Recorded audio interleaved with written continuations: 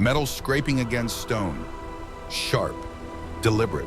The kind of noise that meant something living was trying very hard not to die. Silas Cordell stood at the mouth of the cave with freezing rain hammering his back and the smell of blood thick enough to taste. He had ducked in here to escape the storm. Nothing more. Gotta keep moving. The November cold in Montana's Not safe Bitterroot yet. Range could kill a man in under an hour if he wasn't careful. They're And getting Silas closer. had made it 30 You must years be by being careful. careful about I will, most things. I promise. Most things, Stay with me. he took 3 steps into the darkness. His eyes adjusted slowly. The cave was deeper than he'd expected, carved back into the mountain during the gold rush 100 years ago, when men still believed the earth owed them something. Now it was just stone and shadows and the persistent drip of water finding its way through cracks that would outlast anyone foolish enough to shelter here. The scraping sound came again. Silas moved forward. His right hand went to the small blade at his belt, the one he used for cutting hemp. Not a weapon, just a tool. But his fingers found the handle anyway, and his middle finger, crooked from an old break that never set right, curled around the grip in a way that had become automatic over the years. The firelight hit him before he saw its source. Weak, struggling. A small blaze someone had built and then abandoned or tried to abandon because the figure chained to the far wall wasn't going anywhere. She was enormous. Silas had seen big men, loggers, miners, men who spent their lives breaking things larger than themselves. But the woman slumped against the cave wall made all of them look small by comparison. She had to be 6'8", maybe taller, with shoulders broad enough to fill a doorway and hands that could probably snap his neck without much effort. Her skin was the color of slate after rain, gray-green, textured in a way human skin wasn't, and her hair, black and thick, had come loose from what must have been a braid and now hung across her face and one shoulder in tangled ropes. The chain was heavy iron, the kind used for mill wheels, for harbor gates, for things that needed to stay exactly where someone had put them. It ran from a collar around her throat to a bolt driven deep into the cave wall. Whoever had put her here hadn't been careless about it. She lifted her head as he approached. Her eyes were enormous and dark, and even through what had to be days of exhaustion and pain, they were absolutely alert, assessing, calculating threat distance intent before deciding how to respond. "Don't touch me, human." Her voice was low, formal, each word chosen carefully like she was translating from another language in her head before speaking. Silas stopped, held up his hands empty except for the blade he hadn't drawn. He didn't say anything, didn't promise, didn't ask questions, just stood there in the firelight while the storm outside tried to claw its way into the mountain. "I don't need your," her voice broke, cut off. And then she was sliding down the wall with a sound like thunder dying her weight, pulling against the chain until she couldn't hold herself upright anymore. Silas moved. He didn't think about it. Thinking was what got people killed. Thinking was 3 seconds of calculation that meant the difference between a child screaming for help and a child going silent under black water. His hands trembled as he crossed the distance. They always did when he remembered. When the weight of what 3 seconds could cost came rushing back. But he'd learned to work through it, to let the shaking happen while his body did what needed doing. He dropped to one knee beside her. She was shaking too. Not from cold, though the cave was freezing. From something deeper. Shock, maybe. Blood loss. Dehydration. He'd seen men die from lesser things. Up close, he could see the details. The collar had rubbed her neck raw in places. Her wrists, where smaller manacles had been recently removed from the look of the wounds, were cut deep enough that infection was already setting in. Her lips were cracked and bleeding, and her clothing torn and muddied as it had been expensive once. The fabric wasn't rough-spun wool, it was something heavier, structured, and along what remained of the collar he could make out dark embroidery before dirt and blood obscured it. He reached for his satchel, pulled out the water skin he'd filled that morning in Pine Haven back when his biggest concern was whether the logging company would pay him in cash or trade. "Here." She stared at it, then at him. Her eyes tracked every movement like she was reading a language he didn't know he was writing. He set the water on the ground between them. Didn't push it toward her. Didn't insist, just left it there and turned his attention to the chain. The bolt was old. Not the chain that was new, maybe a week old at most, but the bolt itself had been driven into existing ironwork. Something left over from when this cave had been a mining operation. He ran his fingers along it, feeling the rust beneath the newer metal, the way water had worked its way into the seams over decades. His blade was too small to lever it free. But the cave floor had loose stones, and his rope-maker's instincts told him that old iron and whetstone had a relationship that favored patience over force. He started working, quietly, using a fist-sized rock to tap at the bolt's base, testing for weakness. The sound echoed off the walls, sharp, rhythmic, the kind of sound that might have driven another person mad, but Silas had spent half his life working in rhythms, twist and braid, measure and cut.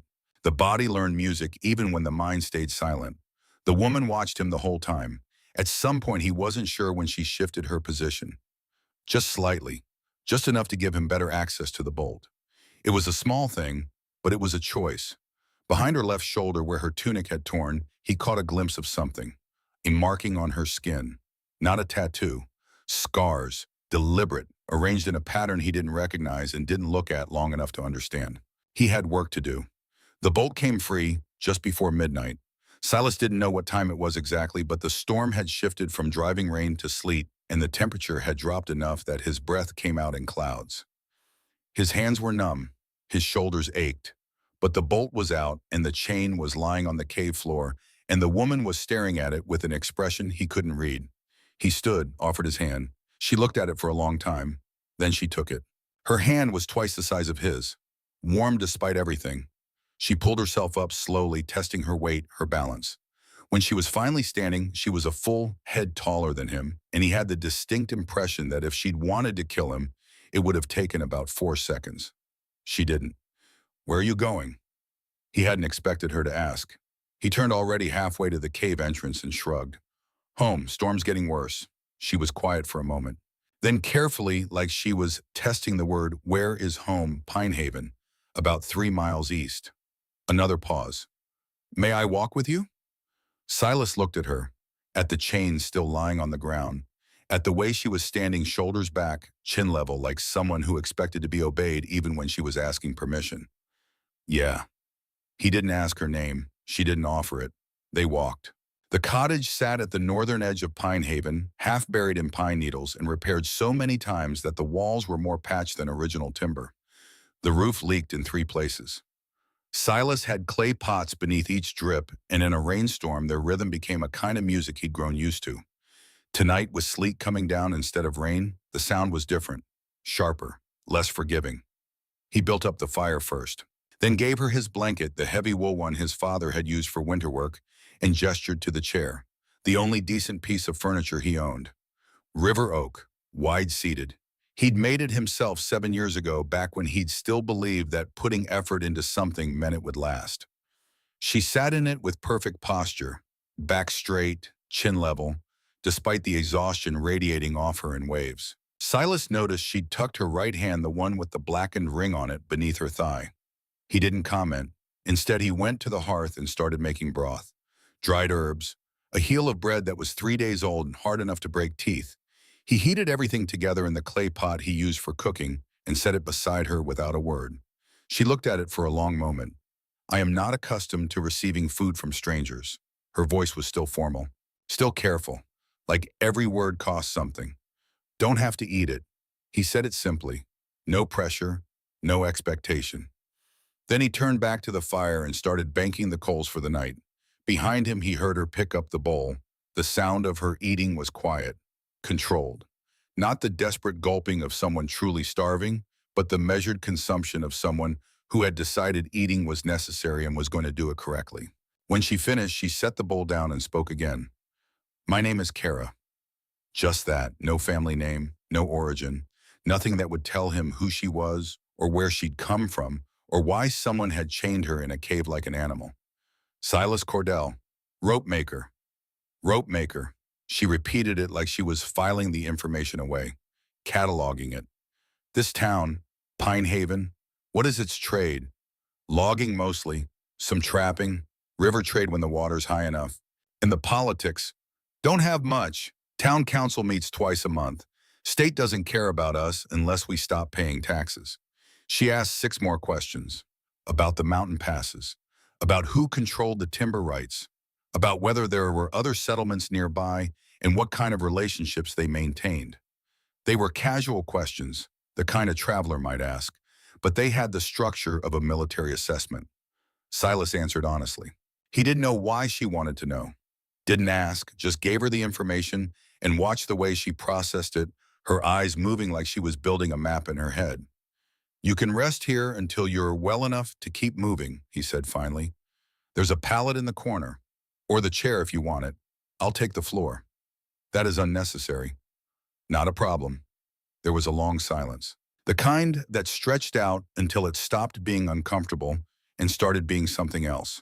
The fire crackled. Outside, the sleet continued its relentless percussion against the roof and walls. The clay pots caught the drips in steady rhythm. There are words in my language, she said quietly, that do not translate well to yours. Silas waited. One of them is thraka. It means something between honor and debt. The state of owing someone something that cannot be paid back in goods or coin. Okay? I am telling you this because I want you to understand what you did tonight, freeing me, bringing me here, giving me food without asking for anything in return. She paused. That is thraka. He didn't know what to say to that, so he just nodded. She stood then, slowly testing her weight again, moved to the pallet in the corner. It wasn't much, just hemp canvas stuffed with straw. But it was clean and it was dry, and when she lowered herself onto it, something in her shoulders finally relaxed. Silas took the floor near the hearth. The stones were warm from the fire. Not comfortable, but he'd slept in worse places. He was almost asleep when he heard her voice again, barely a whisper. Thank you. He didn't answer, just let the words sit there in the darkness between them. Outside, the storm continued. Inside, the clay pots caught the drips from the leaking roof in steady rhythm, and for the first time in a long time, Silas Cordell went to sleep without his hands shaking from the memory of 3 seconds that would never be enough. Morning came gray and cold. Silas woke to find her already sitting up alert in that immediate way some people had. Like sleep was just a brief absence, they returned from fully formed. He built up the fire, put water on to heat, moved through the morning routine he'd developed over 7 years of living alone, efficient, automatic, requiring no thought. Your wrists. She looked down at them like she'd forgotten they were there. They need cleaning, treating, unless you want infection. She was quiet for a moment. Then she held them out. He'd learned the poultice recipe from his father. Bark from the cottonwood trees that grew along the river dried and ground fine. Yarrow leaves, a little honey when he could afford it, which wasn't often. Mixed together, it pulled infection out of wounds and kept flesh from rotting. It wasn't sophisticated medicine, but it worked. He worked carefully. Her wrists were a mess, deep cuts from the manacles, some of them already showing the red lines that meant poison in the blood. He cleaned them first with warm water, then applied the poultice, then wrapped them in clean cloth he kept for exactly this purpose. She watched his hands the whole time, watched the way his crooked middle finger worked around the bandages, the way he tested the tightness to make sure it would hold without cutting off circulation. Where did you learn this?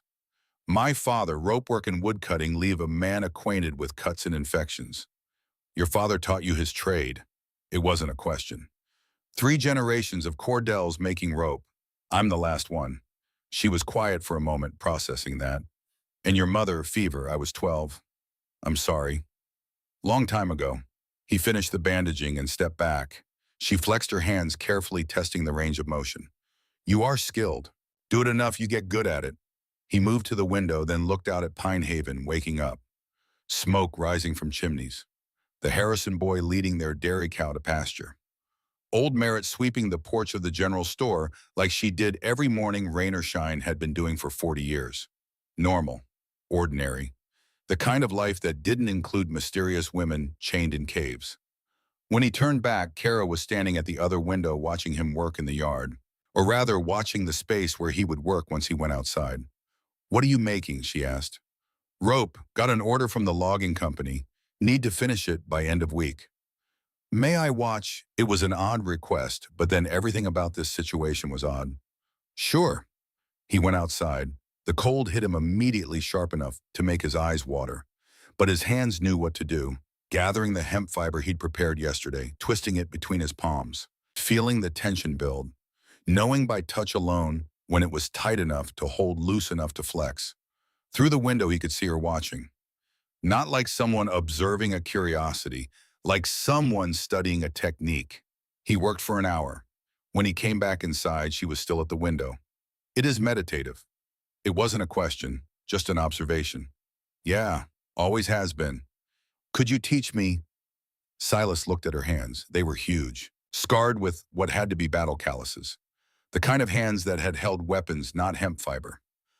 I can try. It went badly at first. Her fingers were too strong. She kept snapping the hemp like it was thread. He showed her 3 times how to feel tension instead of applying force, how to listen to the material, but she kept breaking it. You're fighting it, he said finally. Stop trying to control it. Just feel what it wants to do. She looked at him like he'd just spoken a different language. Hemp wants to twist. Your job is to guide it, not force it. She tried again. This time the fiber held. By the end of the lesson, she'd made about 2 feet of passable braid. Not good enough to sell, but not terrible either. She examined it with the kind of focused intensity he'd seen in craftsmen, people who didn't accept mediocrity in anything they touched. It is uneven here. She pointed to a section near the middle. Yeah, but it'll hold weight. That's what matters. She looked at him, really looked, like she was reassessing something fundamental. You take pride in your work. Rather make something that lasts than something that looks pretty and breaks. A practical philosophy. Only kind that matters. That evening they sat by the fire. The clay pots kept their rhythm overhead, drip, drip, drip, a sound that had become so familiar Silas barely heard it anymore. She asked him about the town again, about the people who passed through, about the relationship between Pine Haven and the larger settlements to the south, questions that seemed random but weren't. He answered them all, wondered why she wanted to know, didn't ask. In my language, she said eventually, there is another word, gal home. It means the place that holds your name, not just where you live, but where you belong. Like a hometown, similar but deeper. Gal home is where people know your history, your family, where you are remembered even after you leave. Pine Haven's that for me. My father's buried here, my mother, everyone I've ever known. She nodded slowly. You have gal home? That is rare. You don't? I left mine a long time ago. She didn't elaborate. He didn't push. The fire burned down. The clay pots continued their steady rhythm, catching drips from the leaking roof. And somewhere in the comfortable silence between them, Silas realized he hadn't thought about 3 seconds, or black water, or Emma Pearson's window all day. It felt like breathing after holding his breath for 11 years. Day 4 began with Silas on the roof. The leak above the hearth had gotten worse overnight, and the clay pot was overflowing faster than he could empty it. So at first light, he climbed up with a bundle of tar paper and cedar shingles he'd been saving for a day when the weather wasn't actively trying to kill him. The weather was still trying to kill him, but the leak wouldn't wait. From the ground, Kara watched him work. She'd been doing that more often. Standing at the window or in the yard, observing the way he moved through his daily tasks. Not intrusive, just present. Like she was learning a language she'd never been taught. Her wrists were healing. The red lines of infection had faded, and the poultice had done its job. She'd started helping around the cottage without being asked. Moving firewood, hauling water from the creek. Small things that needed doing. She never made a show of it, just did the work and moved on. Silas had noticed she was careful not to show her full strength. The way she'd lift something heavy, but make it look like it required effort. The way she'd position herself so he couldn't see how easily she handled tasks that should have needed 2 people. He didn't mention it. He was 20 feet up, balanced on the roof's peak when the board gave way. Old wood, rotted through from years of moisture. It had been fine yesterday. It wasn't fine now. His foot went through. His weight shifted. And for one sharp moment, he was falling backward, with nothing but 30 feet of air and frozen ground below him. Then he hit. Not the ground. The mud pile beside the cottage. The one he'd been meaning to move for 6 months and never got around to. It caught him, and he went down hard, flat on his back, with mud in his hair, in his mouth, and probably places he wouldn't discover until he tried to move. For 3 seconds, there was silence. Then from the cottage, a sound he'd never heard before. Laughter. Deep, genuine, rich, and completely unguarded.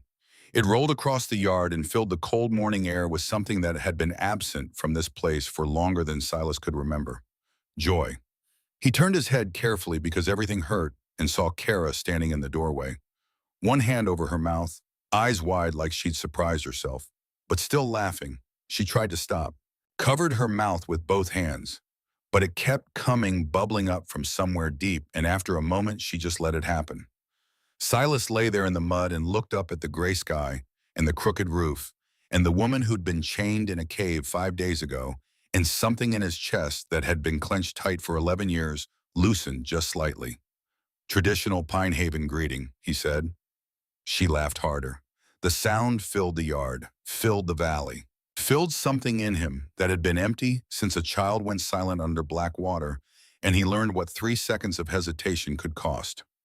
It took him 10 minutes to get cleaned up. By the time he came back outside, Kara had stopped laughing, but something in her face had changed, softened, like a door that had been locked for years had finally opened just enough to let light through. "I apologize," she said, but she didn't sound sorry. "Don't. Been a long time since anyone laughed that hard at anything I did." "I was not laughing at you." "Yeah, you were. It's fine." She looked at him for a long moment. Then quietly, "I had forgotten what that felt like, to laugh freely." "How long?" "Years. The position I hold." She paused, choosing her words carefully. "It requires a certain gravity, a constant awareness of how I am perceived. Laughter is seen as weakness in some circles. That's a sad way to live?" "Yes, it is." And she helped him finish the roof. Not because he asked, just climbed up after him and held the shingles steady while he nailed them down. Her hands were enormous next to his. Steady, capable. And when they worked side by side like this, the height difference didn't matter as much. From the roof, Pine Haven looked small, fragile. 23 buildings scattered across the valley floor, smoke rising from chimneys. The river cutting through the eastern edge, black and fast with snowmelt. "It's quiet here," Kara said. "Yeah." "Do you like the quiet?" Silas thought about it. "Didn't used to. When I first came back here, the quiet felt like punishment, like the world was reminding me of everything I'd lost. And now it feels like breathing." She nodded slowly, like she understood exactly what he meant. That evening they sat by the fire again.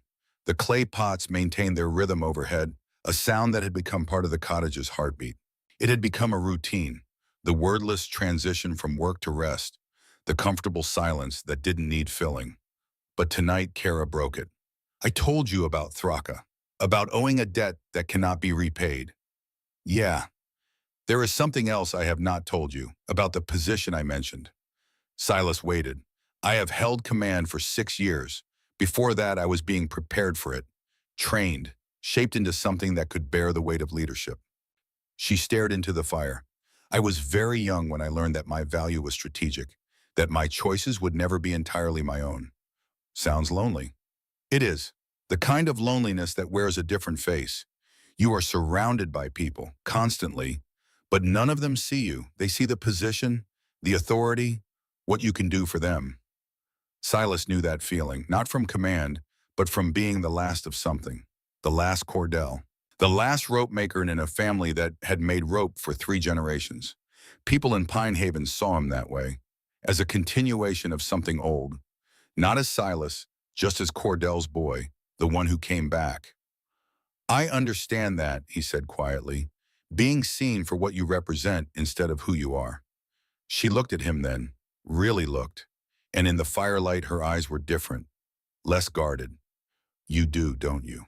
It wasn't a question. They sat in silence for a while longer. Then Silas stood, stretched, felt his back crack in 3 places from the fall earlier. "I'm going to turn in. Long day tomorrow." "Silas?" He turned. "Thank you for laughing with me, for not asking questions I am not ready to answer. Everyone gets to keep their secrets." He went to his pallet near the hearth. Kara stayed by the fire, staring into the flames like she was reading something written in the smoke.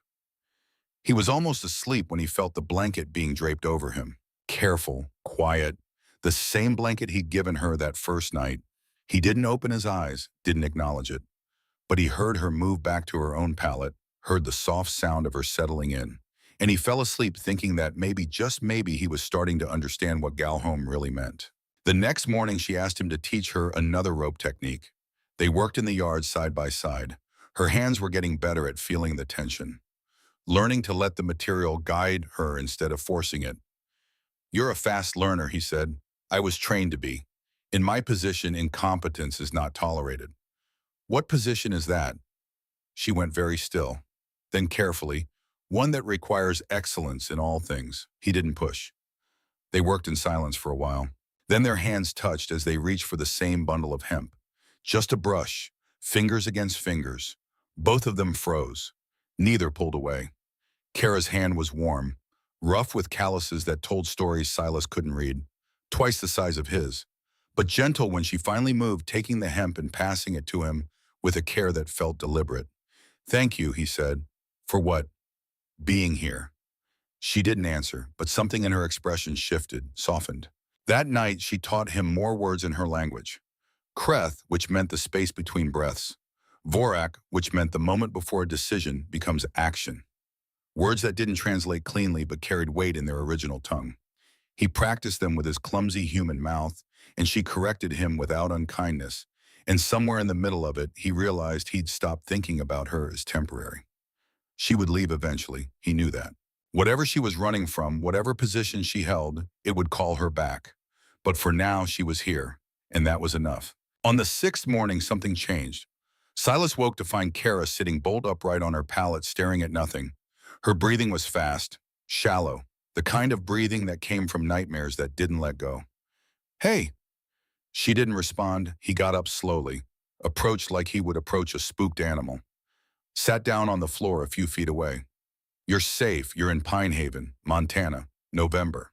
The roof's still leaking." The last part was meant to be grounding, familiar. And after a moment, her breathing slowed. Above them, the clay pots continued their steady drip, drip, drip. "I apologize." "Don't. Everyone has them." "You have nightmares." "Yeah." "What do you dream about?" Silas looked at the fire, at the clay pot catching drips, at anything except the window he still saw sometimes when he closed his eyes. "I was 19. There was a flood. Whitefish River breached its banks. We were pulling people out of farmhouses, moving fast because the water was rising." He stopped, took a breath. His hands started shaking. They always did when he talked about this. "There was a window, second floor. I could see a kid in it, maybe 6 years old. Emma Pearson. I started toward it, but the water shifted, surged from upstream.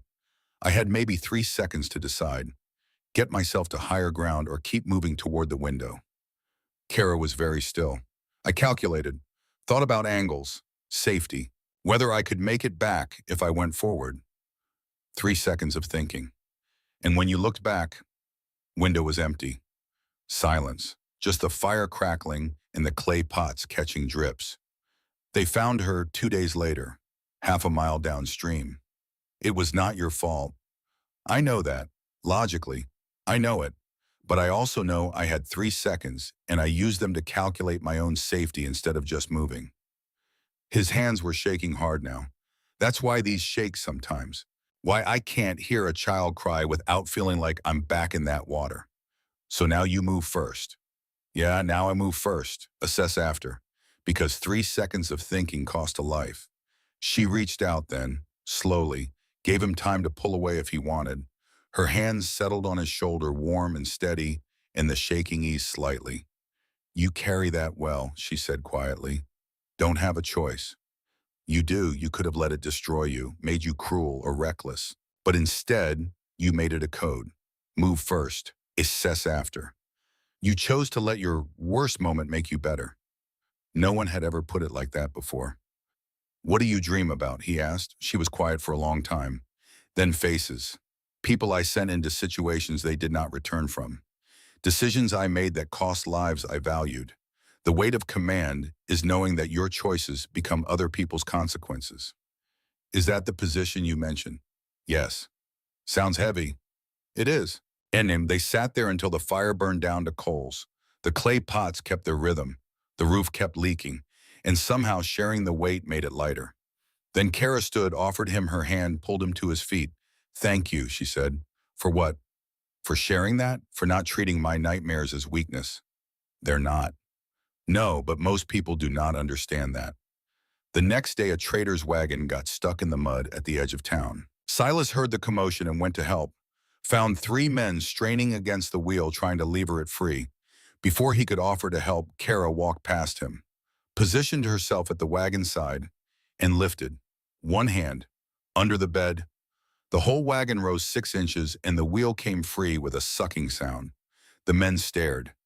Kara set the wagon down gently, nodded at them, walked back to the cottage like she hadn't just done something impossible. That evening, Silas found her in the yard. "You're going to make me look incompetent in front of the whole town." "That was not my intention." "I know, I'm grateful for the help." She looked at him. "You are not afraid of my strength." "Should I be? Most humans are." "I'm not most humans." "No, you are not." Something hung in the air between them. Unspoken, heavy with meaning, neither of them knew how to name. The fire that night burned low and warm. They sat in comfortable silence, and at some point Silas fell asleep in his chair. When he woke hours later, there was a blanket over him, and Kara was on her pallet facing away, but he could tell from her breathing that she wasn't asleep either. Neither of them said anything, but the silence felt different now, fuller, like it was holding something neither of them was ready to speak aloud. What Silas didn't know, what he couldn't have known, was that the woman sleeping 10 feet away from him had a name that carried weight across 3 territories. Kara Thornhart, Supreme Commander of the Northern Clans, voice of the clan mother, architect of the Bitterroot Accord, the woman who had united 17 fractious orc settlements under a single banner and kept them from tearing each other apart for 6 years. She had been traveling south for a summit, secret, unannounced. Just her and a small guard moving through the mountain passes to avoid attention. Her second-in-command, Brenna Steelfang, had served her for 4 years, fought beside her, earned her trust completely. That trust had been a miscalculation. The ambush had been quick, professional, not meant to kill her dead. She was worthless. But alive in chains, a supreme commander could be traded, sold, used as leverage in political games that had been playing out since before Kara was born.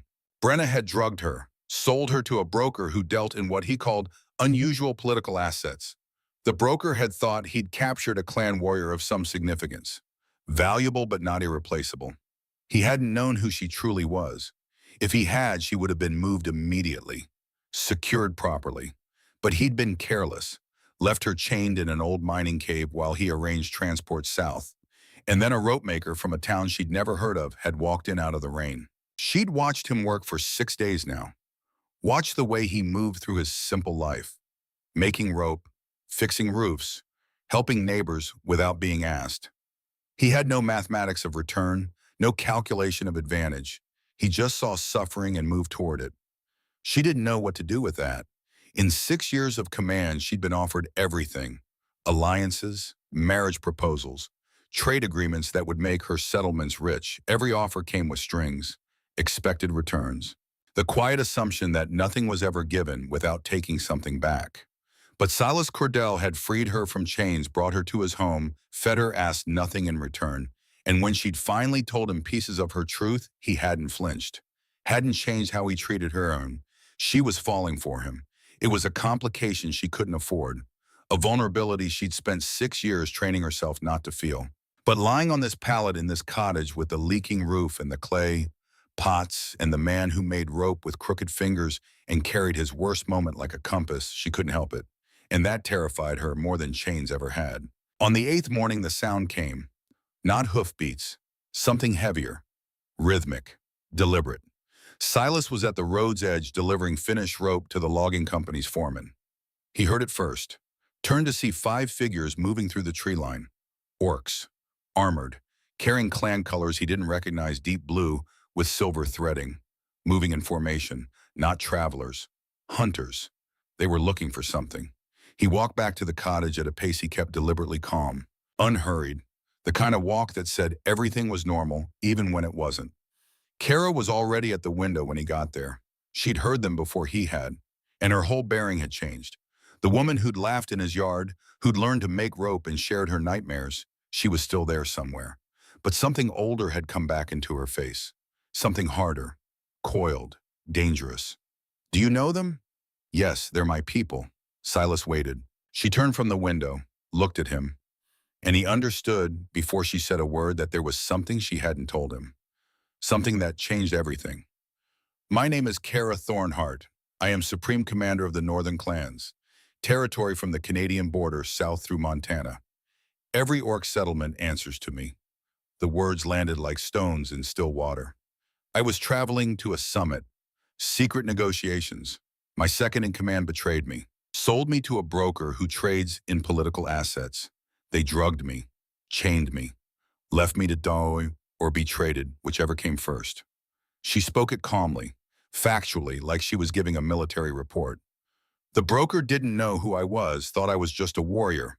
If he'd known I'd be dead already or locked in a facility I couldn't escape from, but he was careless, left me in that cave while he arranged transport. And then I walked in. Yes, Silas looked around his cottage. At the leaking roof, the clay pots catching drips in their steady rhythm, the bundles of rope hanging from ceiling beams, the handmade chair. He'd been sheltering the supreme commander of the northern clans in a cottage that leaked in 3 places. He'd made her sleep on a rope maker's pallet and eat 3-day-old bread. I wish you'd told me sooner. I wasn't sure you would help me if you knew. The words hit him strangely. He thought about the 3 seconds, about the calculation, about the child in the window. I would have helped you either way. The chain was the same chain regardless of who was wearing it. She looked at him for a long moment. Something moved across her face. Relief, maybe, or something deeper. Then one of the warriors outside shouted. The door opened. The orc who entered was enormous even by their standards. 7 feet tall, shoulders like a barn door, carrying enough armor and weapons to outfit 3 humans. His expression when he saw Silas was not friendly. Commander. Garon.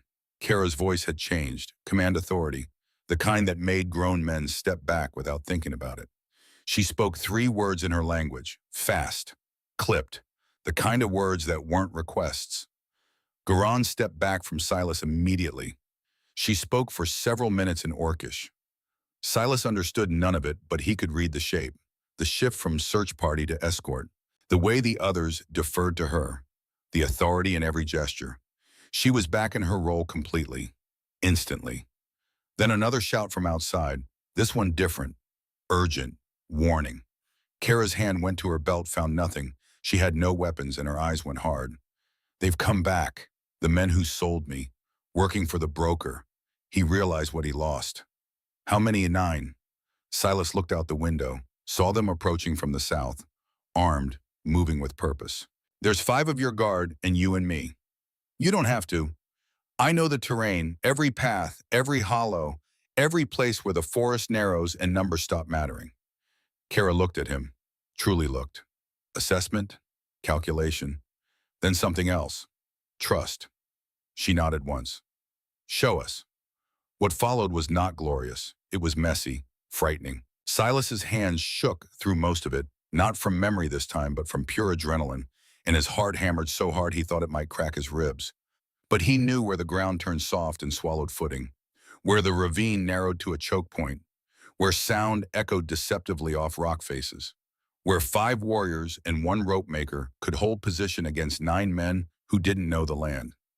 He led them to the hollow behind the old mill, set rope snares across the approaches, trip lines at ankle height. Everything he knew about tension and angles applied to violence instead of craft. The fight lasted maybe 4 minutes. One of the attackers broke through the line, headed straight for Kara while she was engaged with 2 others. Silas didn't think, didn't calculate angles or safety or odds, just moved. 3 seconds of action instead of hesitation. Tackled the man from the side. Not trained, not skilled, just committed. He felt the knife go in, his shoulder, hot and sharp and final. Then Garin was there finishing it, and the attackers were fleeing or disarmed, and it was over. Silas sat on a stone with his head between his knees, trying not to pass out. The wound wasn't fatal. He knew that much. But it hurt, and his hands wouldn't stop shaking, not from memory now, but from what he'd just done. Kara sat beside him. She didn't speak for a while. Just sat there, while both of them breathed hard and the adrenaline drained away. That was the bravest thing I have seen from someone without armor or training. She said it plainly, without decoration. I was mostly terrified. These things are not mutually exclusive. He laughed. It hurt, but it felt good anyway. She put her hand over his. Warm, twice the steady. He didn't move. Neither did she.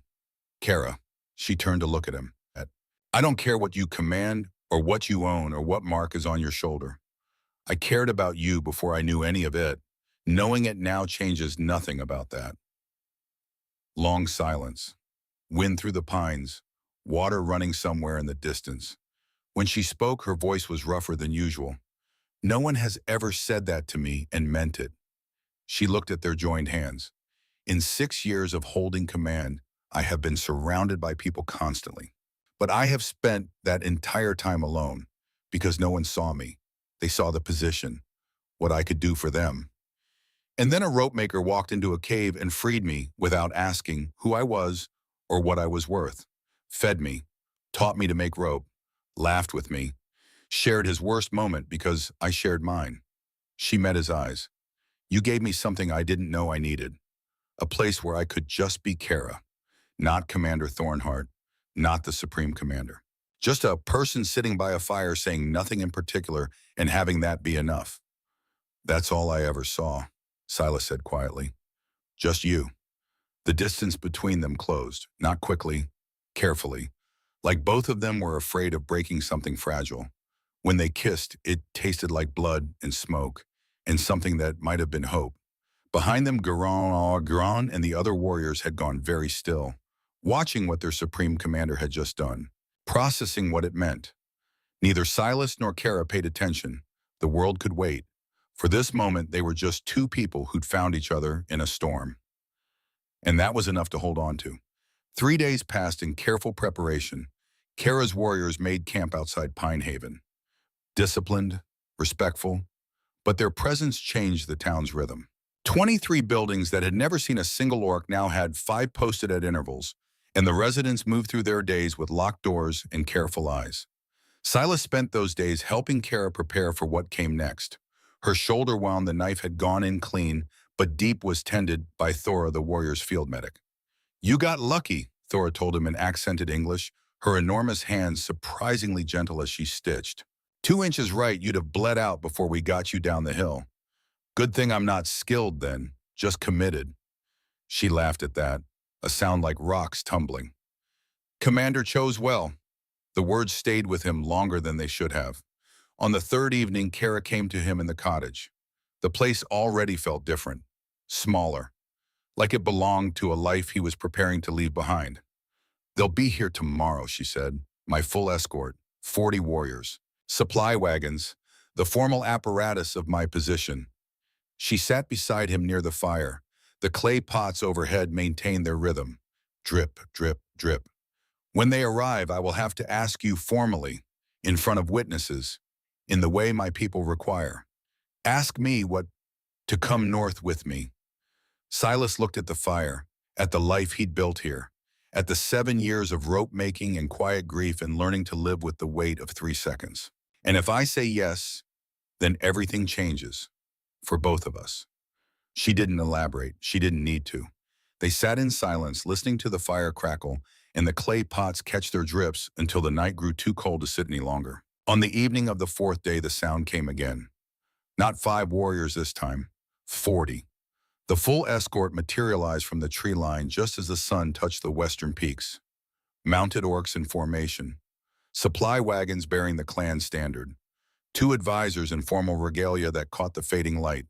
And a herald carrying blue silk that moved in the wind. Pinehaven stopped breathing. Old Merritt dropped her broom on the general store porch.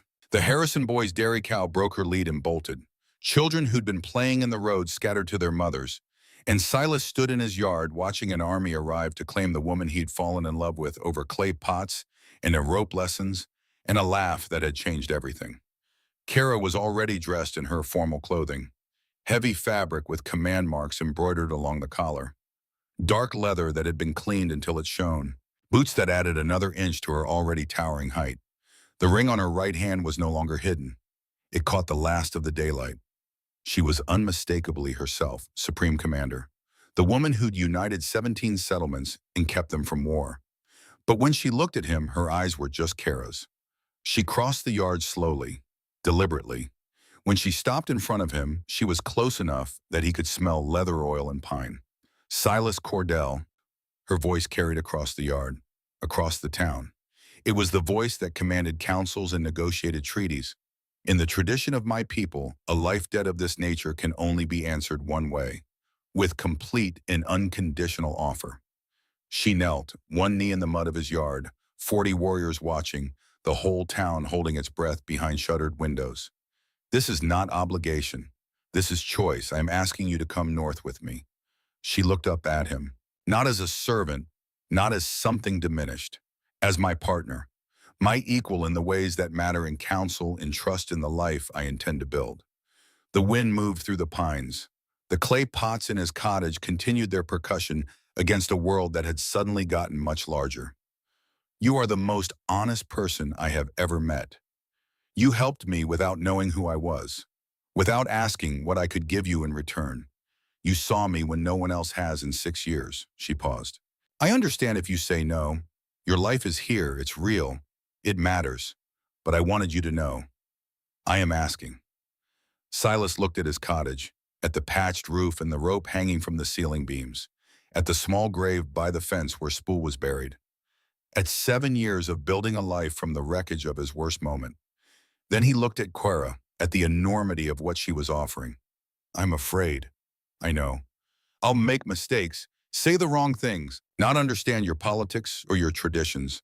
I'll always be half your size and a quarter your rank, always the human, always the one who needs explaining.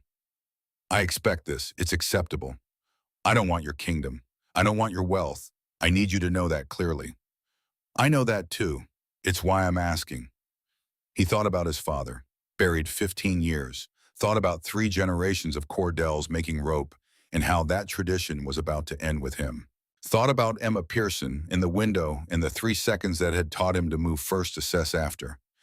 Yes, the word came out quieter than he'd intended, but it was enough. Kara stood. Her hands came up to frame his face, hands that had wielded weapons and signed treaties and shaped the movement of peoples, and she held him carefully.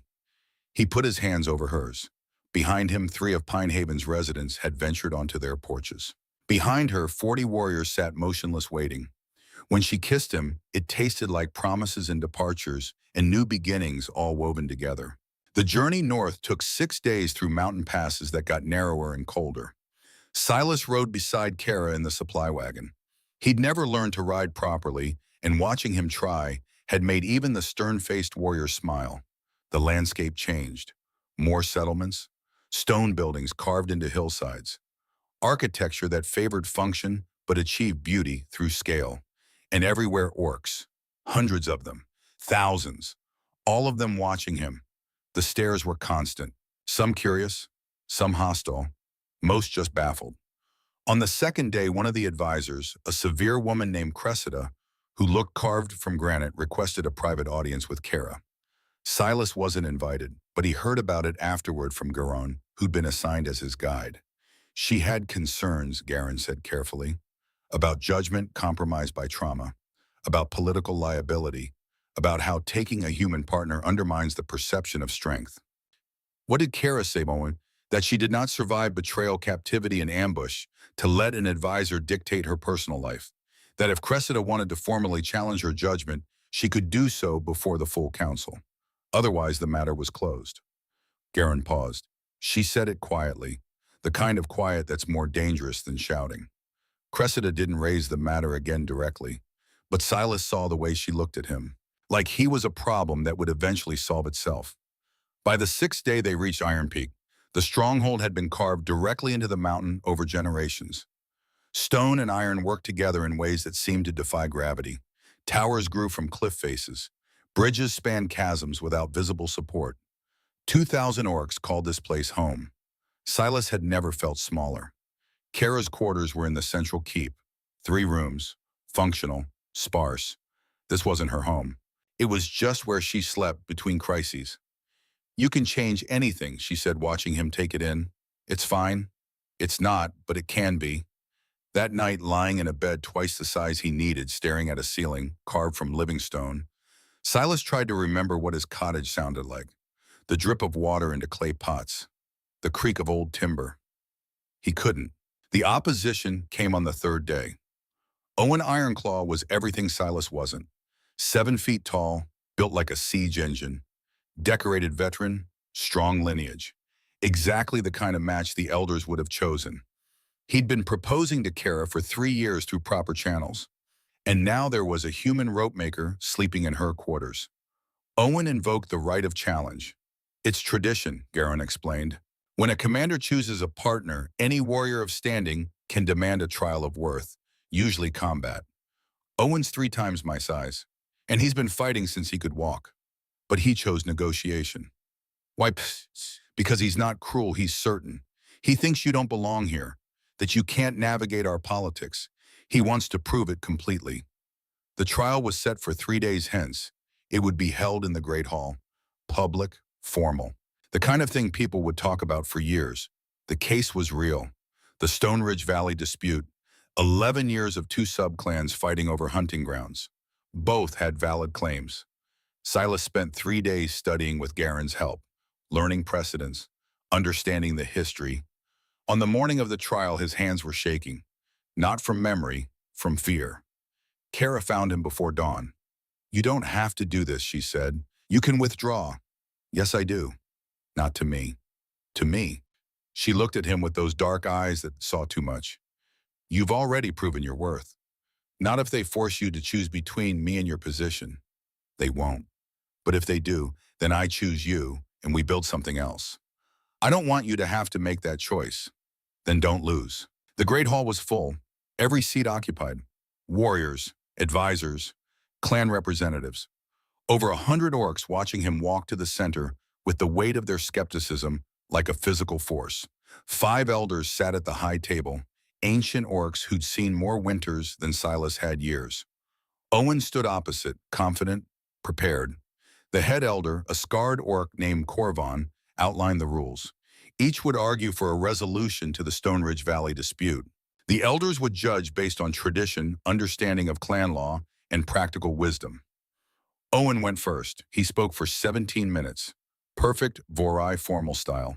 Cited precedent going back 4 generations. Built an argument that was flawless by every standard his people had.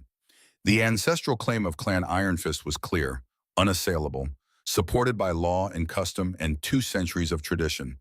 When he finished, several elders nodded. Then it was Silas's turn. He stood.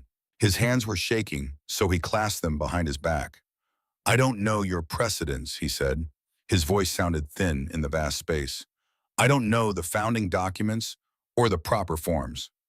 Owen's smile widened. But I know arithmetic. Silas pulled out his notes, numbers gathered from case files. 11 years of dispute, 280 warriors who can't fully commit because they have family on both sides. 3 marriages dissolved. Recruitment down 25%. He looked at the elders. Trade route disruption costing both clans 40% of their economic output. Military readiness compromised. And it's been going on for 11 years. The law is clear, one elder started. The law is costing you a generation of warriors. The law is bleeding both clans dry. The law is making you weaker every year while you debate who deserves a valley that neither can fully use. He put the notes down.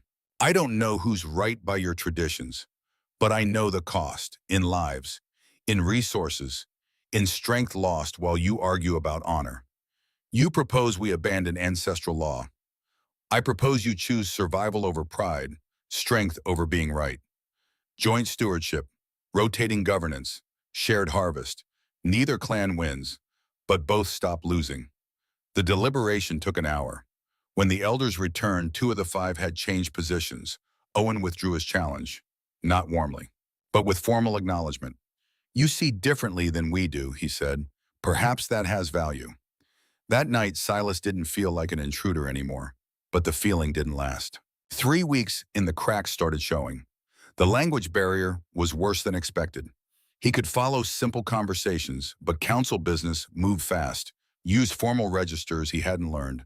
The food was different, heavier, spiced in ways that burned. He lost weight, and the stares never stopped. It wore on him. On a cold evening, Kara hosted a formal council dinner. 30 senior warriors, multiple dialects, negotiations happening simultaneously. Silas sat beside her and understood maybe one word in five. He watched her work, translating, mediating, accepting reports while maintaining complex discussions. She was extraordinary, completely in her element, and he felt himself shrinking. This was her world, vast, ancient, built on centuries he would never understand. He was a rope maker who'd gotten lucky once. He excused himself early, made his way to the wall walk. The view was staggering. Mountains to every horizon. Settlements scattered like stars. Smoke from thousands of hearths. He heard her footsteps before he saw her. Kara sat beside him, didn't ask, just waited. I'm afraid I'll always be a stone you carry instead of a hand you hold. She turned to look at him. I watched you in there. You were conducting 4 conversations at once, leading, and you made it look effortless. He stared at the mountains. Your world is so much larger than mine, and I make rope. That's all I know. You think you're a burden. Think I'm out of my depth. Kara was quiet for a long time. The best strategic advice I've received in 3 years came from you, about a rope dispute, because you saw it from outside my world. She took his hand. My counsel tells me what the law says, what precedent requires. You tell me what's true, what actually costs, what matters beyond tradition. That's not enough. It's everything. Because I've spent 6 years surrounded by people who need me to be exactly who I am. Who need the commander? You're the first person who's needed nothing from me except my company. She turned his face toward hers.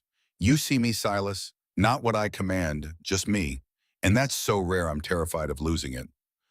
I don't want to disappoint you. You couldn't. They sat there until the cold drove them inside. And when they walked back together, Silas thought maybe being a stone wasn't the worst thing.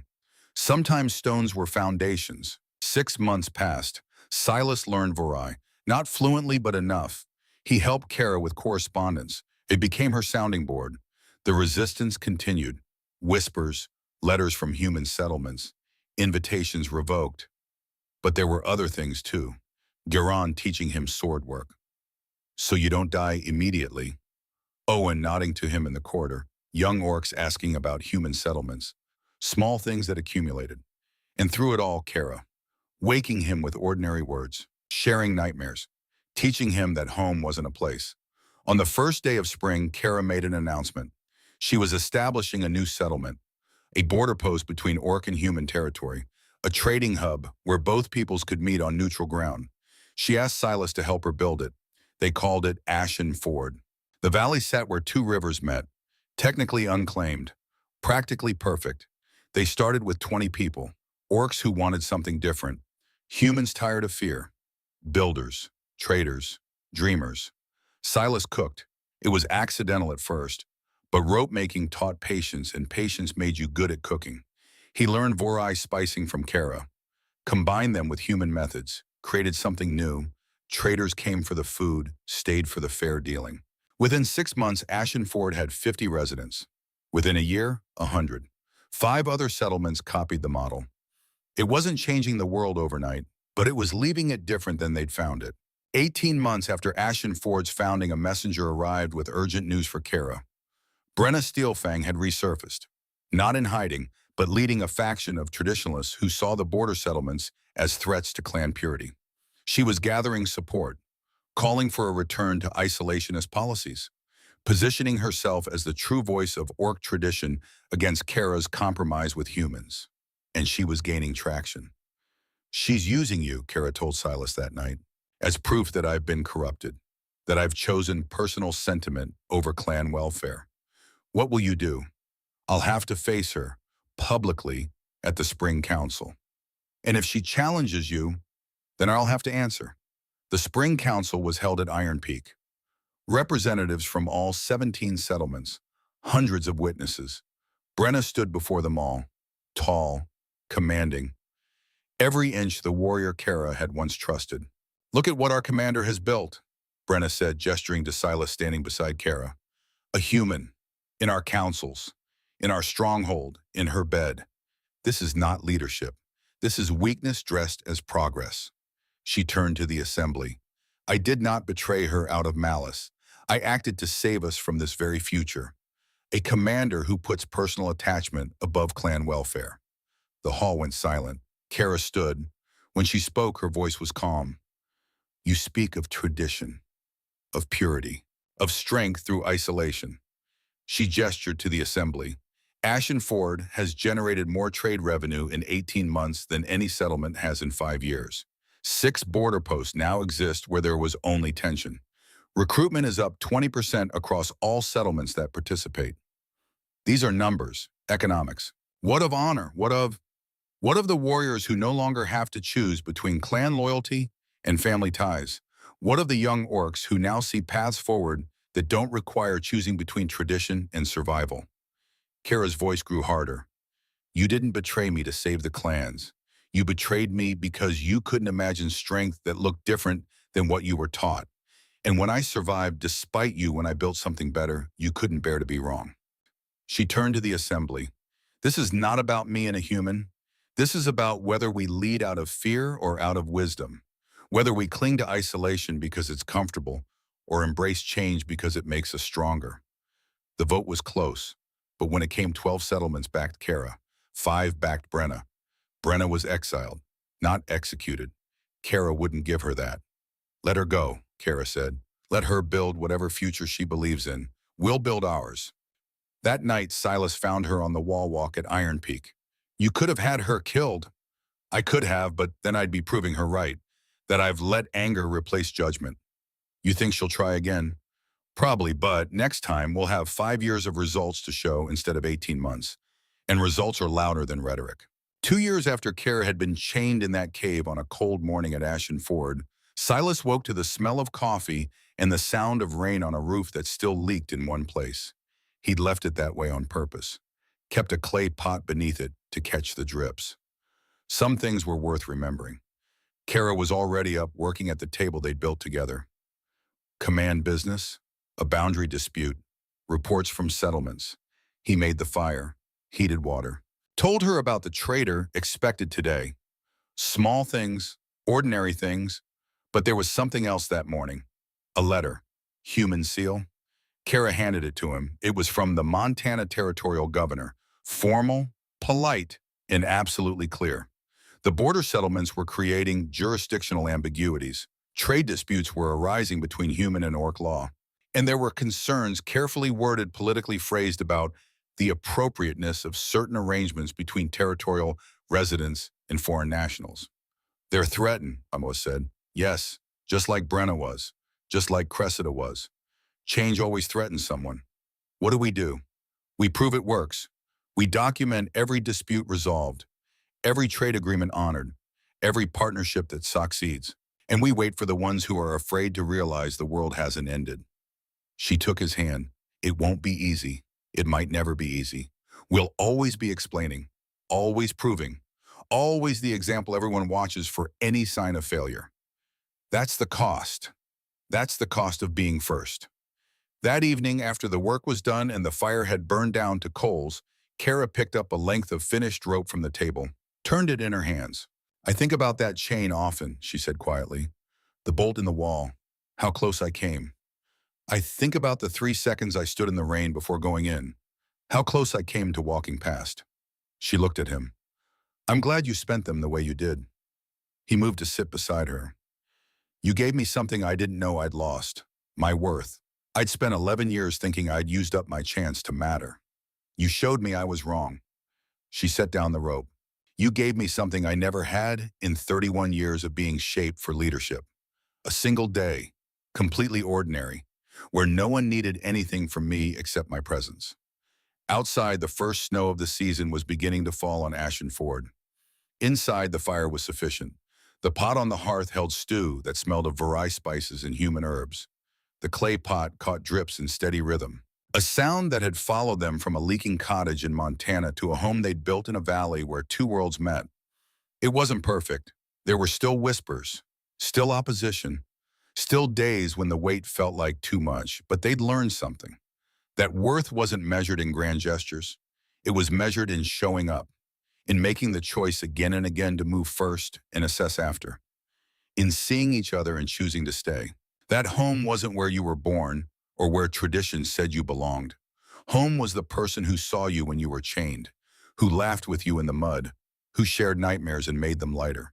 Home was the choice you made every morning to build something better. Outside, the snow fell soft and steady. Inside, two people from different worlds sat by the fire hands joined. The clay pot caught another drip. Two worlds, one fire.